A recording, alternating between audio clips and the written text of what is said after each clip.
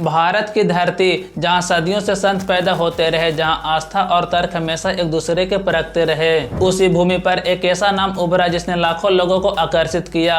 एक ऐसा नाम जिसके बारे में लोग कहते हैं ये सिर्फ कथावाचक नहीं बल्कि भावनाओं के जादूगर है। ये कहानी है प्रेमानंद महाराज की, जो भक्त एक तरफ इसे दिव्य अवतार भी मानते हैं, लेकिन सच्चाई क्या है, कहां से आए ये, कैसे बने ये करोड़ों लोगों के प्रेरणा स्रोत, और क्या वजह है कि सोशल मीडिया के इस दौर में सबसे तेजी से उभरने वाले धार्मिक चेहरों में से एक है। आज हम इस रहस्य को भावना से नहीं बल्कि तथ्यों से, इतिहास से और एनालिसिस से समझेंगे, क्योंकि सच्चाई वही है जो आंखों को नहीं बल्कि मन को साफ दिखती है।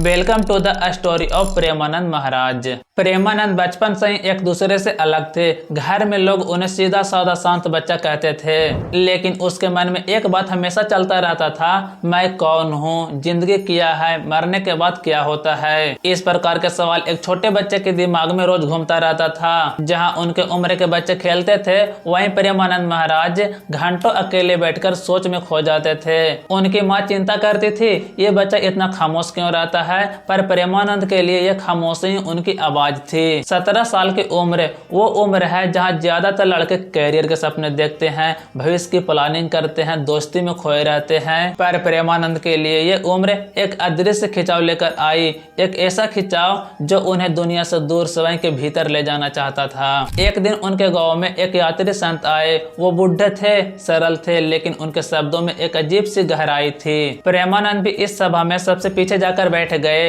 वो साधु लोगों को सिर्फ आधा घंटा कथा सुनाया, लेकिन हर वाक्य जैसे प्रेमानंद के दिल की दीवारों पर हथौड़े की तरह गिर रहा था। साधु बोला, बेटा ये दुनिया इतना बड़ा धोखा है कि अगर इंसान अपने अंदर की आंखें ना खोले तो जन्म जन्मांतर भटकता रहता है। सत्य कोई मंदिर में, किताब में या आसमान में नहीं बल्कि सत्य तुम्हारे भीतर है, लेकिन उसे ढूंढने के लिए हिम्मत चाहिए, सब छोड़ने की हिम्मत, खुद को पहचानने की हिम्मत। उस रात प्रेमानंद सो नहीं पाए। आखिरकार सुबह होते होते उन्होंने एक फैसला लिया, एक ऐसा फैसला जो न सिर्फ उनके जीवन को बदलने वाला था बल्कि हजारों लाखों लोगों की जिंदगी को भी।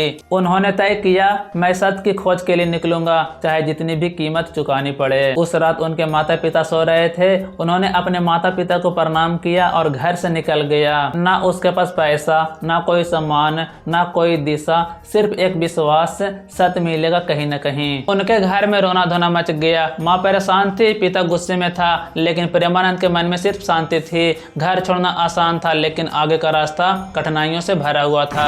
कई दिनों तक भूखे रहना, कभी रेलवे स्टेशन पर सो जाना तो कभी मंदिर में पानी पीकर गुजारा करना, और यहाँ तक लोगों के ताने भी सुने। पर प्रेमानंद के चेहरे पर एक अजीब सी मुस्कान थी। वो अलग अलग जगह घूमे, मठ, मंदिर, आश्रम, नदी किनारे, हर जगह उन्हें ज्ञान मिला, लेकिन मन की तसल्ली नहीं मिली। कई साल बाद एक छोटे से आश्रम में उनकी मुलाकात एक ऐसे गुरु से हुई जो बोलने से ज्यादा सुनते थे।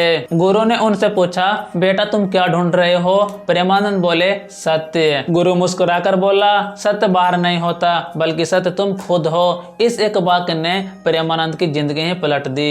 इसके बाद शुरू हुई उनकी असली यात्रा, मौन, ध्यान, आत्म अनुशासन। सुबह 3 बजे उठकर कड़ाके की ठंड में नदी में स्नान करना, 8 से 10 घंटे साधना, दिन भर मौन व्रत, कम खाना, कम बोलना, कम चलना। वो खुद को मिटा रहे थे ताकि खुद को पा सके। धीरे धीरे उनके भीतर एक ऐसी स्थिरता बनी कि लोग उन्हें दूर दूर से देखने आने लगे। उनका असली नाम अब कोई नहीं लेता, लोग उन्हें अब प्रेमानंद कहने लगे, क्योंकि उनके चेहरे पर प्रेम भी था और शब्दों में आनंद भी। वो जब बोलते थे तो लगता था जैसे कोई शब्द नहीं बल्कि दुनिया की कोई शांति उतर रही हो। उनकी लोकप्रियता बढ़ने लगे, लाखों लोग उनसे प्रेरित होने लगे, लेकिन उन्होंने नाम, पैसा या शोहरत की इच्छा नहीं रखी। प्रेमानंद का संदेश सरल था, अपनी जिंदगी खुद बदलो, खुद से ईमानदार बनो, सत्य बाहर नहीं अपने भीतर देखो। उनके उपदेशों से कई लोग नशा छोड़ दिए, कई टूटता परिवार फिर से जुड़ गए, तो कई युवा अपने जीवन में दिशा पा गए। और आज प्रेमानंद लाखों लोगों के दिलों में बसते हैं। वो शायद अभी के टाइम पे बिना किडनी के ही जीवित है, लेकिन प्रेमानंद की कहानी हमें ये सिखाती है, जो इंसान खुद को जीत लेता है उसे दुनिया में कोई नहीं हरा सकता। और हाँ, ऐसे ही इंटरेस्टिंग वीडियो पाने के लिए हमारे साथ जुड़ना मत भूलिएगा।